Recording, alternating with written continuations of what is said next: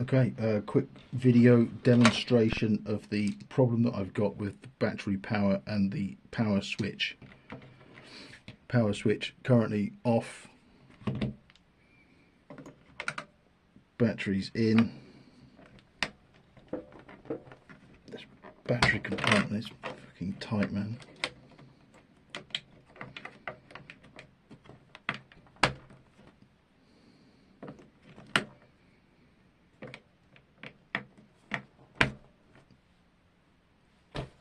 On. Power switch not doing anything.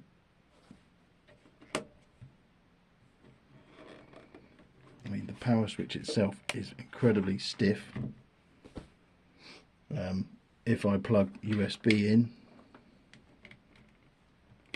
battery light goes out, which is typical, but it's only typical if the thing is supposed to be switched on. Obviously now